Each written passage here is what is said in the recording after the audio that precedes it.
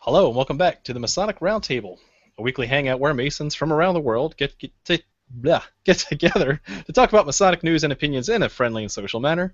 The thoughts and opinions expressed here are solely the opinions of the participants and do not represent any Grand Lodge statements or positions. Make sure you keep your conversations open for the public and on the level. To interact with us, send questions and comments to our Twitter page at Mason Roundtable or on the Facebook event page. My name is John Ruark, past master of the Patriot Lodge, number 1957, in good old Fairfax, Virginia. You can't use that term. Beat you to it. And RJ is not joining us tonight. As if you've been following along with his WCY podcast, he is this close to having a baby. So he's getting things ready at home and nesting. So rightfully so, he's taking care of the family. Slacker. Jason, you'll understand one day. Alrighty. Moving on to the talkative one, Jason Richards. Hey everybody, my name is Jason Richards. I am still the Junior Warden of Acacia Lodge number 16 and better than Fairfax, Old Clifton, Virginia. Alrighty. Alright, let's move along to the Nick Johnson. Oh, that's me.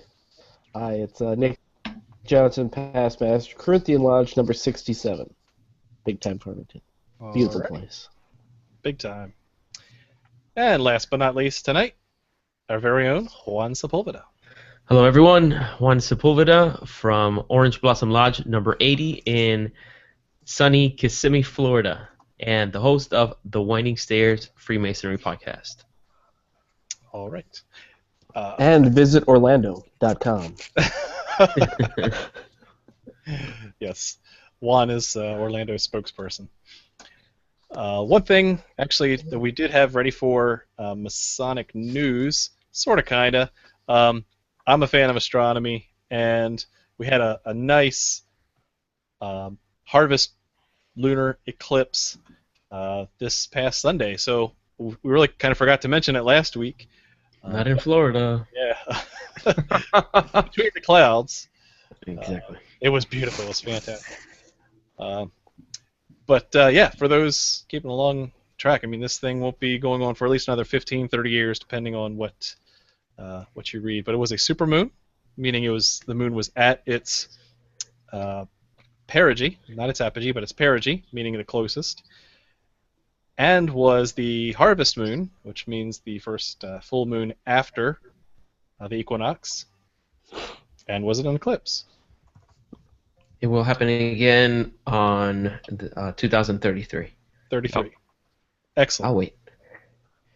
Hopefully it's not cloudy in Orlando at that point. Yeah, better not be. And did any of you make that caveman attorney joke about that? Where have you ever seen that SNL one where he goes, you know, I used to think that the sun was being eaten in the sky, which means I'm a dumb caveman, but I think my client really followed every contract thing you can possibly imagine. But I'm just a dumb caveman. I don't know. Lawyer jokes don't translate to lay people. No, they really don't. They kind of just fall apart like that. I don't think they translate to lawyers either.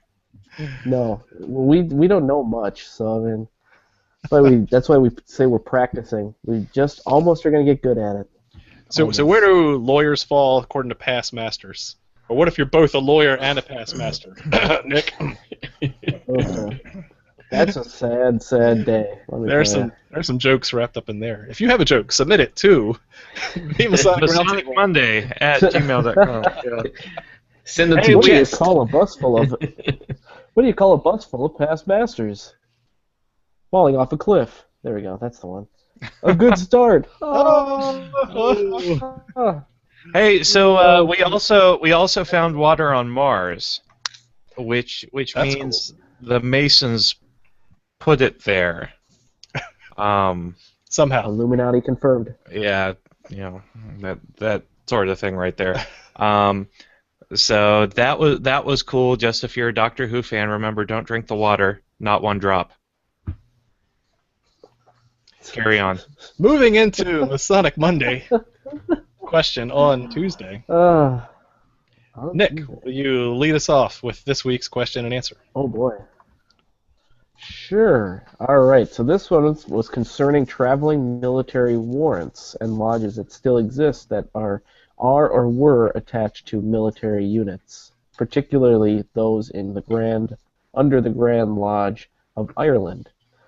All right. So the successful winners of this, Willem Kosen, and you need to send me that MP3 so I can finally say your name correctly. Greg Guffey, Christopher Croto, Justin Miller, Greg Bodine, Darius Butler, Christopher Fetko, Steve Higdon, Paul Levine, Bob King, Joey Boyer, James Webb, Josh, Lou Bedford, Daniel Sells, Michael Laidlaw, and then there were and Jonathan Doucette. You all did a fantastic job of St. Patrick's Lodge number 295 that was originally under the Royal Dragoon Glittering Star Lodge number 322, which was attached to Worcester and Sherwood Foresters Regiment. Both of these lodges are actually in England, but they actually held warrants from the Grand Lodge of Ireland. So congratulations. I have a weird, tough question. But going on even further into the Prince Hall questionnaire of this, this is this week's question. So this is the Masonic Monday question for the week of September 28th. 2015. After Prince Hall, along with 14 other free black men, were rejected by the Colonial Lodge located in Boston, Hall and his compatriots applied to and were initiated into this lodge. Under what constitution was it, and to what military unit was it attached? When you have an answer, send it to masonicmonday@gmail.com. Don't forget to include your lodge name, lodge number, and the hashtag, oh boy, hashtag and lodge. Lodge number 459, which is not the answer. There you go. Back to you, John. Hey, what was that hashtag again? African Lodge. Excellent. 459. Alrighty. Moving right into this week's topic. This one should be a fun one. We wanted to cover sacred geometry. And the good news is I happened to do a research paper on that just a few hours ago for my AMD council. So I'll be taking a portion of that, what we can show on a live podcast, and run it right into this. So I hope you guys will enjoy that. But before we do that, let's preface that on what sacred geometry is and how it relates to Freemasonry. So just to kick things off, Masons do appreciate, as one of the 7 liberal arts and sciences, a good study of geometry that does come from, as we've alluded to in some of our other podcasts based on the 7 liberal arts and sciences, definitely part of the middle and higher education curriculum back in the day. So if you were a Mason joining the fraternity, this would really have been a review for you if you had really paid attention in your primary and secondary, that's the word I was looking for, studies. But of course we have to go a little bit further with them. Jason, you look like something's on the tip of your tongue. Well, I was going to say, of course, geometry is arguably the noblest of sciences, first and foremost. But yeah, I figured we should start actually by giving a little bit of a definition of sacred geometry. Because really, when you look at sacred geometry, there are patterns that we've been able to find that exist naturally in the world around us and in nature, and man has picked up on those patterns and has continued those patterns into his designs for various sacred sites and churches, monasteries, things of that nature. And that's so when we say sacred geometry, it's these amazing geometric patterns that make up life as we know it, that have somehow been translated into sacred sites and. So you're saying the definition of sacred geometry is geometry that is sacred. Geometry utilized in sacred purposes. Absolutely, and that's something that we want to dive into here. I'm of the esoteric ilk. I like to peel back and figure out what the philosophical meanings are behind things.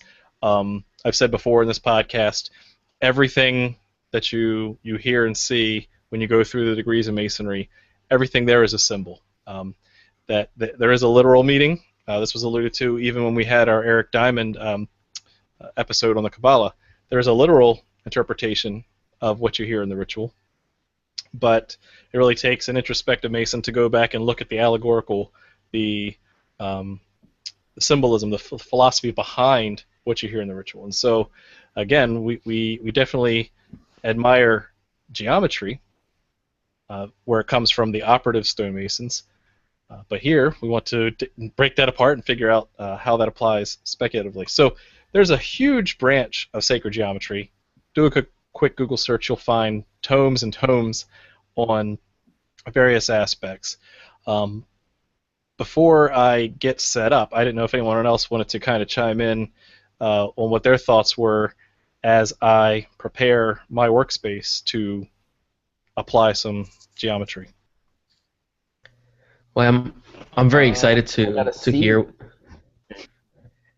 Sorry. You interrupt me one more time, and I will cut you. Guys, this is a live show. I'm sorry. It's a live show. Come on. I love you, brother. Let me circumscribe my patches. Go right ahead. Circumcision? Is that what you just said? Oh no. Again with the jokes. Go ahead, Nick. Nick, what do you think? Well, I'll be perfectly frank today. I got a C in geometry. I was not very good. Excited for what you're about to do here, and to give me a little education to be smarter.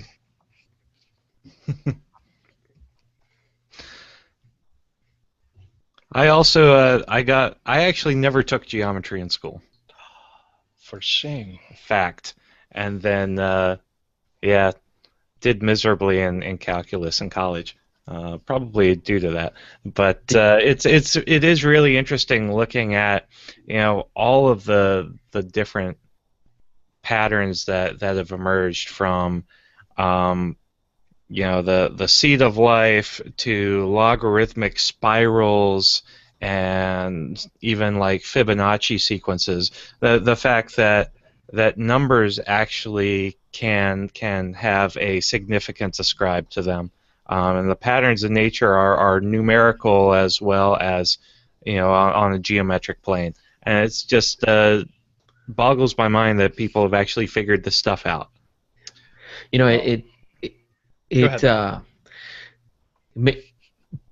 Part of my life, I've made a living out of the study of beauty, and it's something that is very elusive. And one thing that I find fascinating is the fact that we don't need to know what beauty is, but our eye naturally recognizes it.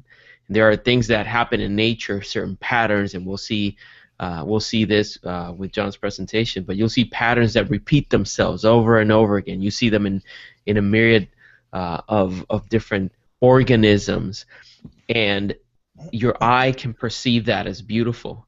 And what throughout this development of art and man's pursuit of beauty, we've taken some of those patterns and implemented those into art, and people instantly can recognize them or recognize the order in them, almost as as if it's something that's natural in them. They can recognize the pattern and enjoy it, even if they don't know that the golden ratio boils down to 1.618, whatever. All right. So thanks for the introduction, guys. For those on the podcast and not seeing the visual, I apologize in advance. But definitely check out the YouTube video. I will try to describe things the best I can. These are abstract concepts that are captured on paper. But what I'm going to do here is go operative and use the tools of a Mason, which are the compass and the sheet of paper. What I'm going to do here is talk about sacred circular geometry. Now, there are a lot of other areas we could go with sacred geometry. We've alluded to a few of those tonight. But what I'm going to attempt to do is walk through how the circle can build beautiful things. So let's start. My first and favorite Masonic symbol is the circumpunct, and it's the point within a circle. It has a lot of hidden meanings, and so when I was researching this, I wanted to start with the circle and see where that goes as far as sacred geometry goes. But I stumbled upon in my readings the story of the flower of life and the creation story, and I think it's worth kind of walking through that process because it's really beautiful when you deconstruct it. So let's assume that you're the divine being, right? You're a condensed form of energy. In fact, you could even think of it like the Big Bang, that before there was creation, there was an infinite point of energy. What we'll do is we will treat that point, the resting point of the compass. Let's see if I can do this somewhere that's visible here. The resting point of the compass is the creator. Then, in order to create, if there's nothing around, he has to create space. He has to expand in order to create. In doing so, he at all angles and at all equal radius expands out in a circular form. So what I'm going to do is I'm going to draw a circle using the compasses of just a standard unit. Doesn't matter what the unit is, but we're going to be consistent with how that's applied. So hopefully you guys can see that circle. Okay. Now the creator has made space for creation. Now what does he need to do? He needs to create, right? So what the creator will do is we'll move to the edge of their creation, and we'll put the resting point of the compass right there on the edge, and he will expand again.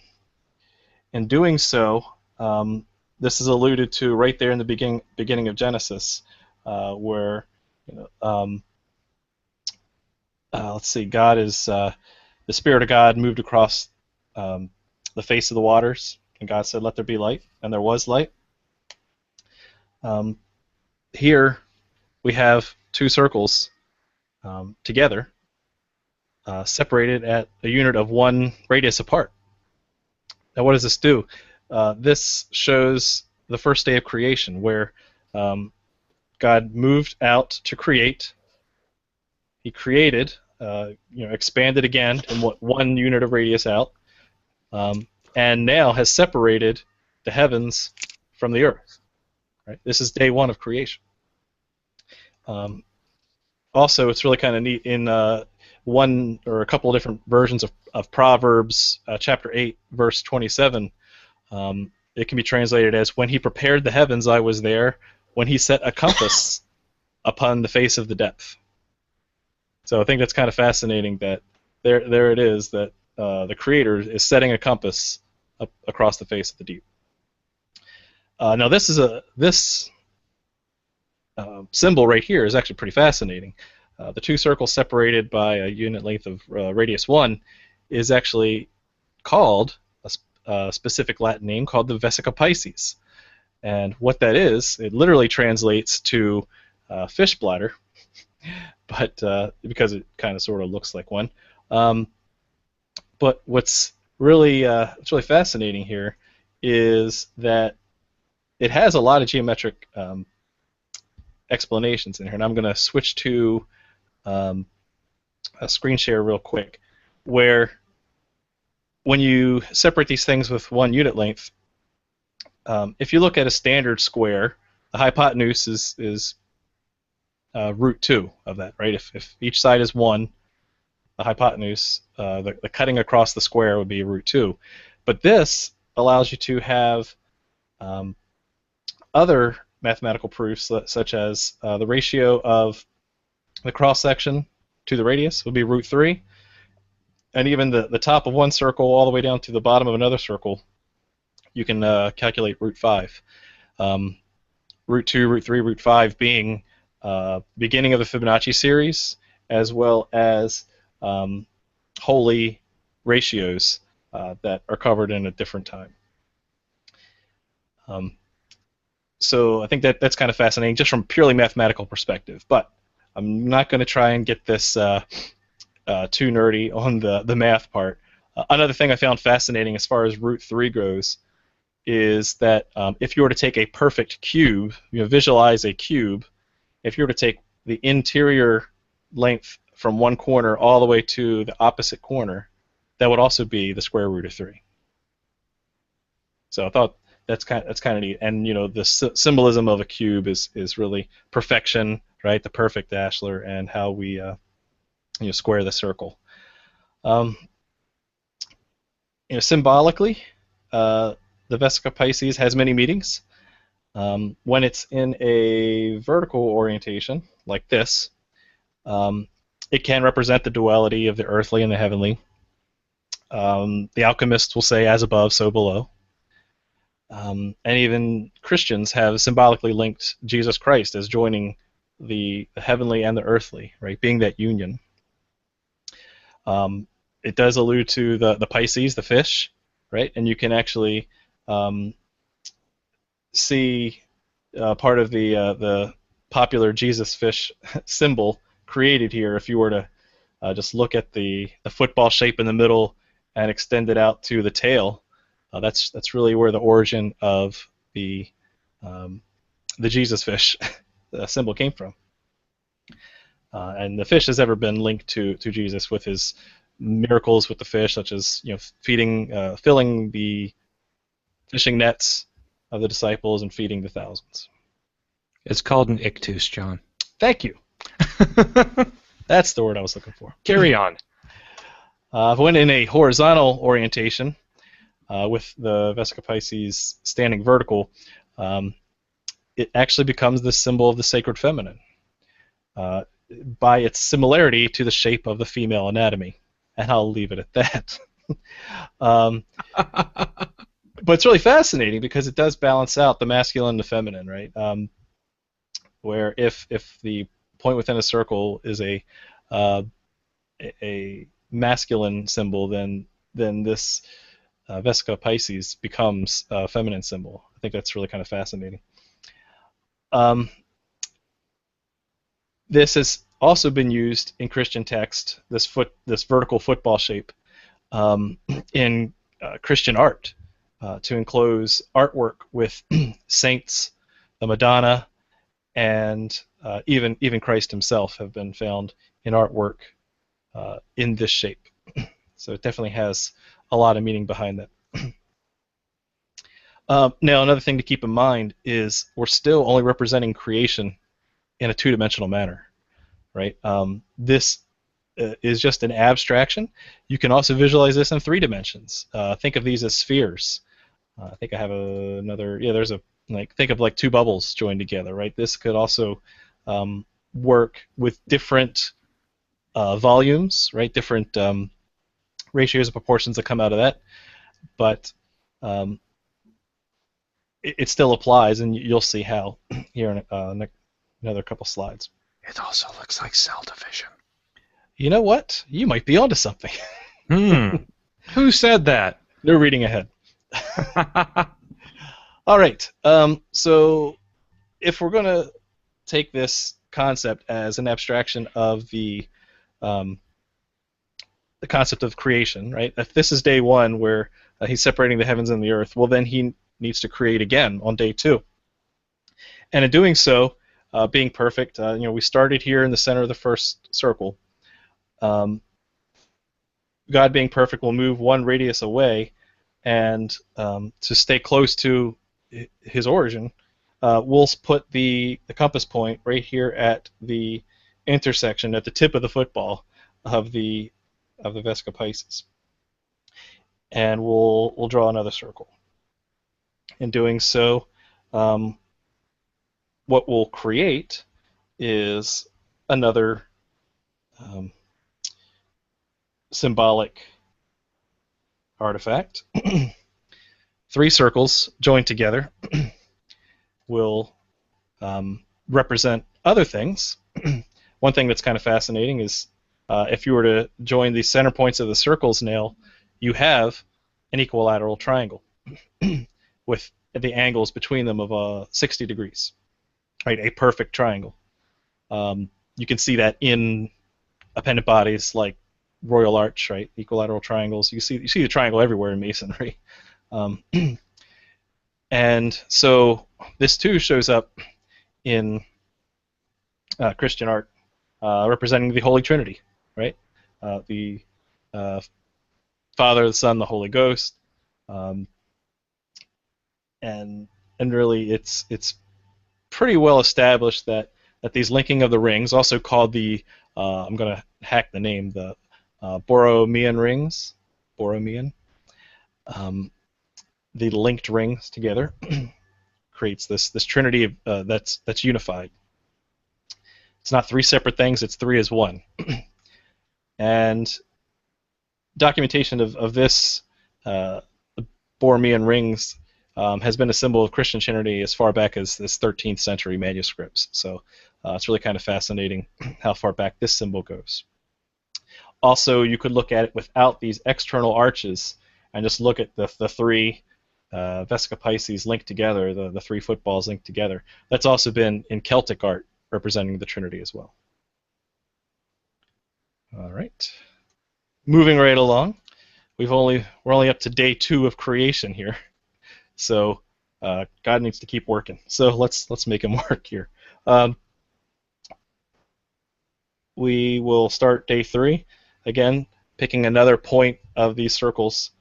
That is on what we'll call the innermost circular point, where the circles intersect, or another tip of the football. And we'll create the 4th circle, representing the 3rd day of creation. We'll do it again here at this intersection point. So now we're actually at the bottom of the circle we started with. And what's kind of neat here is we're halfway done drawing a symmetrical figure. In some Bibles, you will see it said that the creation was half done on the 4th day, and you can visually see that 1, 2, 3, and 4. We're now halfway through the creation story. But let's keep going and finish up our symmetrical diagram. And something that's really kind of fun is how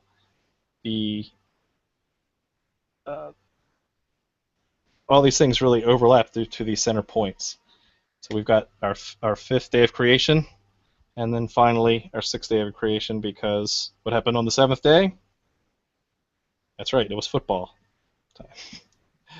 No, God took a nap. He rested. He admired his creation. So there we are. We have a very beautiful, symmetrical pattern here. It's kind of pretty. Looks like a flower. Looks like it has petals in the middle there. And in fact, I'm going to show a bigger version for those following along on the screen. This 6-axis symmetrical circular pattern is now known as the seed of life. It's not yet the flower of life, but it's the seed of life. also known as the Genesis pattern for the reasons we just talked about. It's representing the 6 days of creation.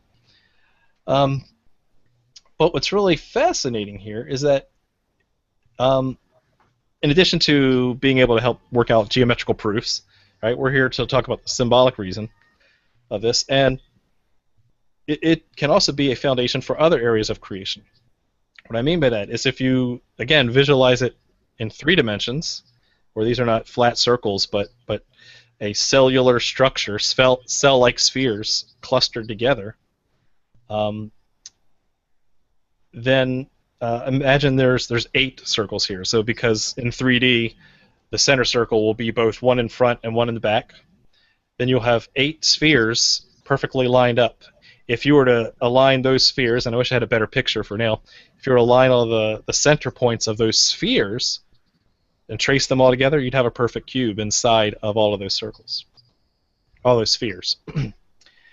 But what's really it's kind of neat of how the math works out. Now, what's really cool is the mystics of the past, they knew that they called this thing the seed of life. It was the origin blueprint for life, right? But what they didn't realize, due to modern science, is that it really explains a true seed of life like the human embryo. This is a picture of a human embryo on the 3rd day after fertilization, where 8 cells are aligned pretty darn close to this pattern. So modern science has now supported what the mystics, knew to be true, thousands of years ago. Now, in the interest of time, I'm not going to continue to walk through the rest of building the flower of life. What you would do in that case, grab your handy dandy compasses, and we've traced around the intersection points of the inner circle. Now we want to start out on these outer intersections and go around every one of these on the outer edge. You'll do that once more time around, a second time around. But what you'll end up with is a figure known as, not the seed, but the flower. Egg of life, or the flower of life, right? La flor de la vida. So you can see, if you kind of visualize this, it gets kind of busy real quick, but you can see the repeating 6-axis petals here. And what's really neat about this is it is a repeating pattern. It does carry on the pattern we've described. But what's really common is that this pattern has been found around the world, from cultures who would have never met. It's been found in Ireland, Turkey, England, Israel, Egypt, China, Tibet, Greece, Japan, Sweden, Lapland, Iceland, the Yucatan, and several other places. It's everywhere. So these cultures that have been separated, at a perpetual distance, have all come to this pattern as their flower of life. It's known as the flower of life consistently around the world. What's fascinating is that it most of the time stops there. It usually stops around these 3 rotations outside of our center point, and then encapsulated in this outer ring, this outer circle. And so the reason is it wasn't an accident that the ancient mystery schools knew that there was more to this pattern as a blueprint, and that another round of circular geometry following those circles outer yields a far more important symbol, the fruit of life. So we've talked about the egg of life, the flower of life. Now we're moving to the fruit of life. By going beyond the flower of life and extending it out to these outer circles, and then by taking it, kind of deconstructing some of the filler pieces, you can see this snowflake-like pattern called the fruit of life. these 12 circles arranged in this 6-axis geometry, as the mystics knew it, was one of the primordial patterns that all of creation is based upon. So this is like a blueprint for creation. What do we mean by that? Well, I'll tell you. This is really kind of kept secret as part of the mystery schools, that you can show the flower of life as a symbol of creation, but this fruit of life concept was really something that was more higher order secrets that were protected. But the fruit of life is so powerful because with it we're able to trace even more foundational patterns to life. If we were to connect these feminine circles via straight masculine lines, and ensuring that all possible paths are connected from every center point of a circle to every other center point, you get this very pretty but very complex diagram called Metatron's cube. This is a very heavily loaded symbol, but again, keep in mind, we've started with creation, and now we're getting into higher level creation. Metatron's cube, when deconstructed, contains the blueprints for now all of the Platonic solids. So I'm going to end on Platonic solids, which are listed here. A Platonic solid is a regular convex polyhedron that's constructed by congruent regular polygonal faces with the same number of faces meeting at each vertex. Yes, that's from Wikipedia. But it's a good summary because these are equilateral shapes that, when constructed, build these three-dimensional solids, these three-dimensional shapes.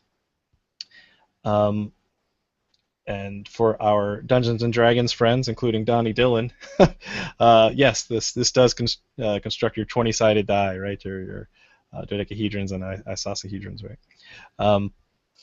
But the important thing to take away here is, like the seed of life before them, these Platonic solids have been scientifically proven to be the primary lattice structures for things like crystals, viruses, and other protein structures. In other words, the organic molecular arrangement falls in these shapes of proteins.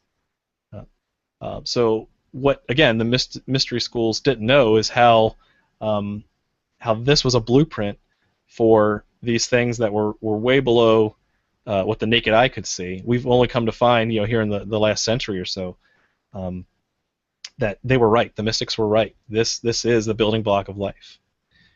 So in conclusion, we've briefly demonstrated the relationship, starting with the Mason's compasses, to an abstraction of creation. And when you iterate that abstraction of creation, it reconstructs divine proportions that are the foundational building blocks of life. When you reflect on it, it really does support the idea of an intelligent design set by a grand architect of the universe. And that's all I got for right now. That is awesome. That is so very awesome. I thought it was interesting. No, I love it, and I really hope that the brothers that are listening to the podcast, that they make a mental note to actually go and watch the video, and go through it, because John, you did a great job finding some very good illustrations for those very complex ideas. And one thing that I kept on thinking about, if you were to equate the early lessons in Masonry, or even the early lessons in life, to what you just did on that paper, is that circumscribing with the compasses. If you are able to master that initial circle and continue to construct around it, you're able to build anything that you can imagine. Just like you're able to reach to these fundamental three-dimensional shapes that construct our universe as we know it. By the same token, if you are able to take those early lessons in Masonry and in life and build upon them, you'll be able to reach even higher, more complex lessons that can help you achieve anything, basically. That's beautiful. I mean, that is exactly right. That the journey of 1,000 miles and the journey of a grand creation starts with a single step. Yes. And it all starts with deity. Oh. When you put the point of the compasses down in the middle and you make that space, it's you've got the circumpunct, the divine symbol of denoting deity, and that's just another way that you see throughout the ages that life, the earth and everything in it really starts with God, and everything has just Emanates. expanded out from there. Yes. And I gotta say, the book that I used, they got a lot of research from. They actually said, seriously, just go out and try it. Get some compasses, draw it on paper, and you'll really start to feel, what the symbol is saying. And it sounds weird, it sounds hokey, but tangibly using your hands and creating like that, it gives you chills. It's kind of cool. Become a All right, creator so yourself. I'm gonna ask a weird question because, I'm still kind of mind blown section of this, but I'm assuming Metatron's cube has nothing to do with Transformers. So could you give me a 5-second summary of kind of what that is? Because I'm just trying to wrap my head around all this stuff. Yeah, that's actually a good point.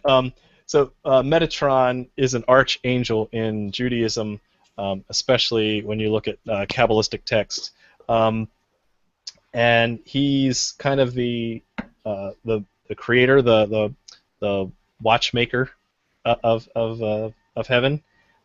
It's also been alluded to in the Hebrew Bible that he may or may not be either Enoch himself, the great grandfather of Noah, which does relate to some of our traditions, and then transformed into an angel. But it's really, again, the point of Metatron is it's a creator, it's an architect, archetype. So it's appropriate that this structure, this cube, becomes labeled as Metatron's cube.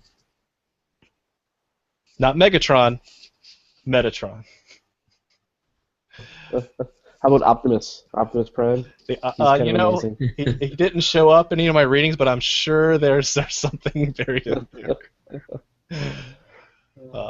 So I know that was kind of a lot. I enjoyed studying it. I did present that paper not a few hours ago to my AMD council, and I hope you enjoyed it. So with that, we also have other concepts of sacred geometry that I know you guys want to mention before we walk off the stage and go out to social media. Jason alluded to the golden ratio. Talk about that. Jason Richards. Oh, you're talking to me. John, why don't you take that? All right, so there's this thing called a golden ratio. So just to preface this, when studying for sacred geometry, there's a ton of books out there. They go from the very abstract and sometimes don't even form cogent thoughts, all the way down to the literal mathematical proof type books and everywhere in between. But you'll see some common themes throughout them. You'll see the definition of Metatron's cube and how we get to the Platonic solids. There's some good books that I'll try to include in the show notes by Robert Lawler on sacred geometry, and then the Ancient Secret of the Flower of Life by some guy with a long last name. I'll get you that. And Nick will even mention the Donald Duck in Mathmagic Land? Is that what it was? You got that right. Oh, what a great cartoon that was. So you can use all those resources, but you will see things like the golden ratio used in nautilus shells, and Jason has a picture of that up now, which is, as Juan alluded to, the symbol phi, which goes into a ratio of larger things to smaller things, and you will see that as very aesthetically pleasing, and you'll see that in nature as well. You'll see it as the way conch shells grow. You see it as the way flowers bloom. So there's beauty there. And when you use it as a composition for a work of art, it is very appealing. And one thing that I've done with my paintings, I make a plan. Let's say I have a story for an allegory that I want to depict through a painting, and I have different parts that I want people to follow in a specific sequence. If I arrange them in the proportions that mimics the golden ratio, the actual spiral that's created with the what is that called? The Fibonacci sequence. Mm-hmm. When you follow that spiral, it's very natural for the viewer to look at the painting and actually basically obey what I wanted them to do in the first place. And it's very interesting because there's a very attractive point where I want them to begin, and then I lead their eyes through the painting following that spiral, and they conclude where I want them to conclude. So you've actually done that. You've actually literally. Oh, you're the man, Juan. I love it. Oh yeah. Oh yeah, most definitely. And sometimes you're in the middle of a painting. Well, not you, but me. I'm in the middle of a painting, and I realize that something is not working. And when you look at it by comparing, and you don't have to be super specific about 1.618 whatever. It could be, you can do almost as a third, like that principle of thirds when you're taking photographs. If you place things in the correct space, it balances it out, and it's awesome. Beautiful. It really is.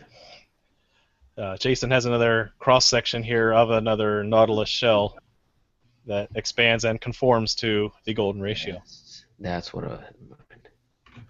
Absolutely love it. So that was hopefully a broad brush of sacred geometry, a deep dive into circular geometry, but I picked it because I like circles. I like the circumpunct, and once you really understand the symbolism of what the circumpunct stands for, it makes the Flower of Life pattern all that more amazing. So with that, we've had a lot of viewers tonight. Must be a special topic, and have a lot of comments. So Jason, why don't you lead us off with what's going on social media? Well, let's start with brother JPG from Fraternal Ties, who is mentioning that when you look at the seed of life, or it's really it's either the seed of life or the fruit of life. If you look at the outer border of that, it actually forms a hexagon, which is alluded to in the Star of David and Seal of Solomon, etc., according to Justin Miller as well. So it's kind of neat because that's considered nature's perfect shape, according to JPG. Yeah, I'll try to bring that up real quick. For those following along at home, if we have this flower pattern, these 6 petals, but if you were to connect the tips of these petals in straight lines, it would form a hexagon. So good catch. What else? So JPG also put in a link to Mathmagic Land from Donald Duck, and I believe that is no fewer than 3 or 4 times that's appeared on the show now. Yeah. I love it. It's great. You guys keep linking to it because I keep watching it every time you do it. Yeah, I mentioned recently, someone brought it up, and I really watch it at least 3 times a year. No joke. Like every time I remember, I want to watch that, and it's playing in the background while I'm doing something, and I have that awesome voice telling Donald Duck about dividing a string by half, and it's exactly 1 octave difference in music. I think that's awesome.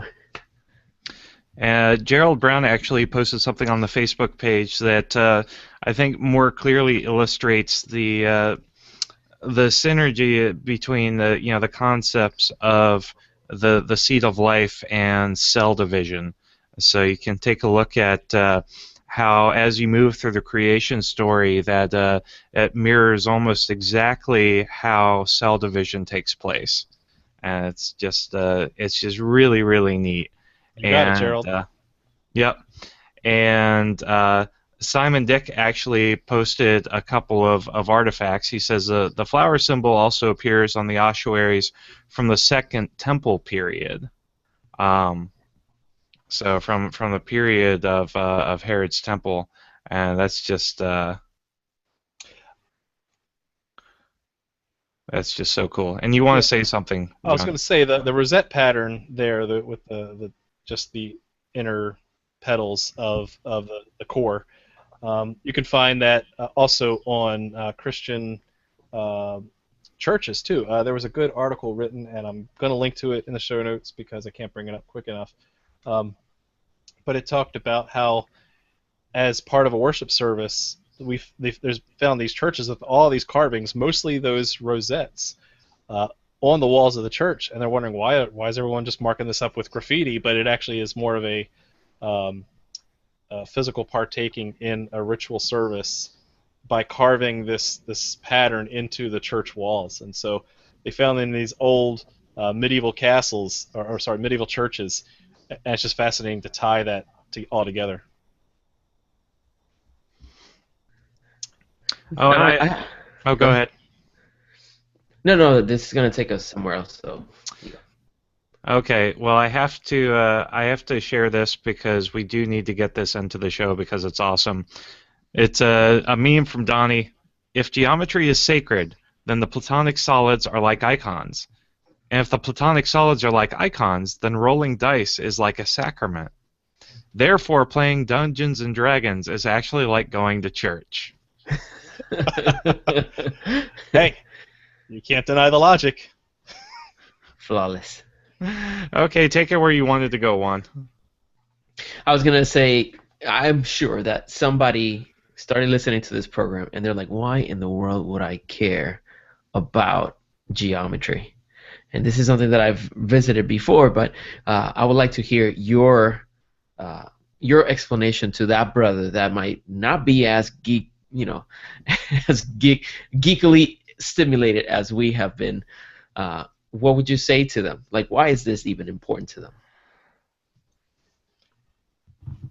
So, taking it from where I started from, we talked a little bit in our arithmetic episode that arithmetic is the human being's way of being able to quantify God's creation. And so the natural extension of arithmetic is geometry. And so if we can tabulate and add in arithmetic, now in geometry we're working across planes, we're working across the three-dimensional space that we live in. And so it's a logical progression of understanding God's creation in 3 dimensions than just one or 2 dimensions. So it's definitely much more. It's both the philosophic and the mathematic as well. What else we got, Jason? Go ahead. That's that is really about it as far as social media is concerned. Yeah, we've had a lot of good comments. I mean, it's just we know we can't get to them all, so you guys have been hopefully inspired by some of this. And I did want to give one last shout out to Brother JPG and Fraternal Ties. He does include the flower of life in some of his artwork that he builds as well, including on the back of your wooden watch. Is that correct, Jason? That is correct, and my wooden watch is downstairs. Ah, rats. And the shoes that he designed some awesome shoes that inside the tongue of the shoe, it shows the flower of life. So there you go. Excellent. All right. Well, we've hit that time where we need to start wrapping up. We could talk for days about this. I appreciate you guys' patience with me as I walk through that, but it was fun to put together, and hopefully it was fun to watch. It was. So let's start wrapping up with final thoughts, and we'll start with Nick, our quiet one tonight. I know. It's because I've got this leg issue, So I don't want to name names about a certain ISP or internet service provider. I wouldn't use their name like Frontier or anything like that. But great job, John. This was fantastic. I really, really, really enjoyed learning about this stuff. My lodge back in 2008 had worshipful brother Olaf Kolke, who wrote a book called Geographies of Freemasonry, Ritual Lodge and City in Spatial Context. Worshipful brother Kolke is actually a professor of geography at the University of Minnesota, Duluth, and it was really interesting to hear what you were saying, and then combining that with what he had said in his talk. He was focused mostly on the actual spaces that we use, and how the square and the circling of the square and things like that affect what we do in our ritual work. So this was really interesting to combine that with this. So I really want to thank you for that. Don't have much to add that way. So thanks. Oh, Nick Johnson, millennialfreemason.com. Boom. Here we go. Just snuck in that shameless plug just in time. That was so close. And you're muted. Good. All right, let's move on to Juan Sepulveda. All right. I loved it. Great presentation, brother. I really enjoyed it.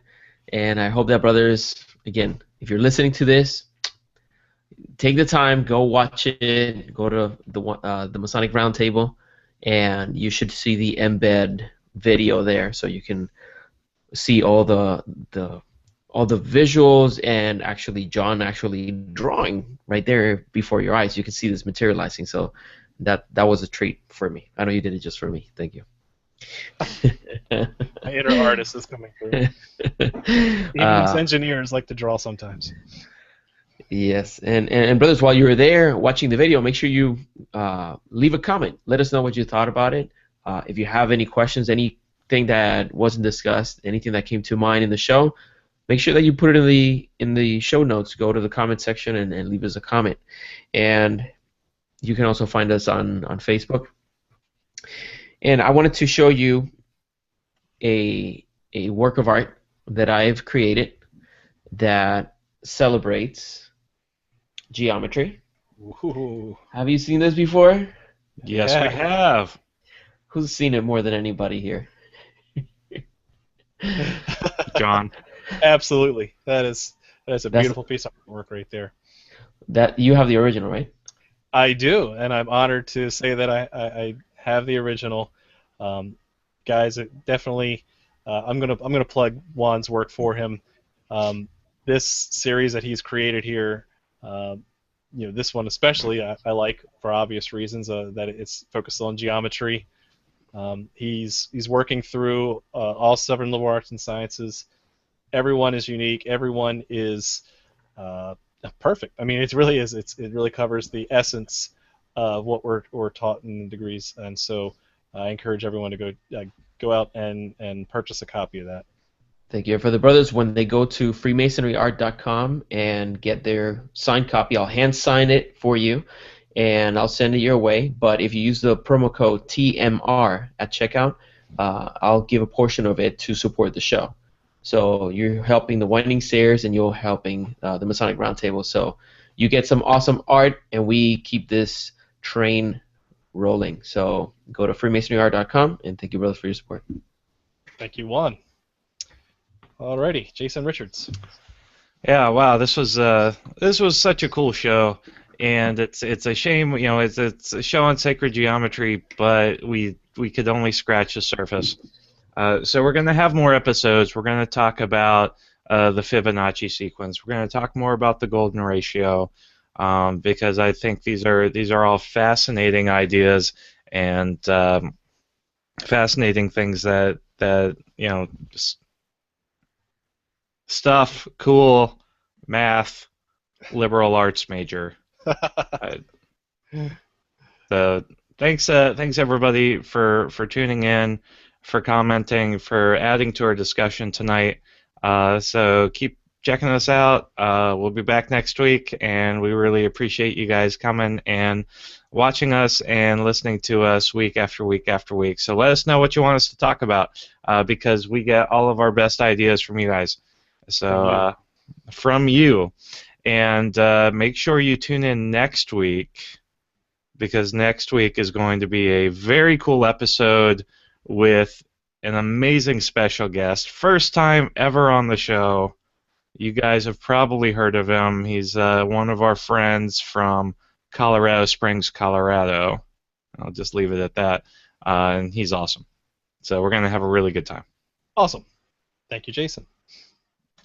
All right. So in conclusion, I like math. So another thing I wanted to show is I actually have taken the time to draw it out. This was just done ahead of time. It looks it's kind of hard to see the pencils artwork here, but it is beautiful. It does work, and I think that I gotta say it again. If you go through the process and do it yourself, you definitely feel the creation. I'm not saying anything close to like you are the creator or anything like that, but you understand the symmetry, the balance that comes with applying this sacred geometry. And so it was a lot of fun to do, and hopefully you enjoyed that. Want to give one other shout out to Robert Johnson and his family. He's not joining us this week and probably won't for a few weeks. Hopefully, takes a few weeks off. Slacker. They get ready to have their fourth child, a girl, finally. And so I wish the entire Johnson family the best in their future endeavors. Having 3 girls, it's a different experience. So that's all I got. I also wanted to say that you guys have been great fans of the show. I really didn't realize how many esoterically inclined, specifically sacred geometry inclined guys you are out there. So keep up the good work. Send us some good pictures, ideas, and concepts to use in future shows, because I'm right there with you. So keep up the good work, guys. If you like what you see, help support the show. Go to the MasonicRoundtable.com, buy a pin, and that'll keep us going. So thank you very much for watching, and keep searching for more light. Have a good night.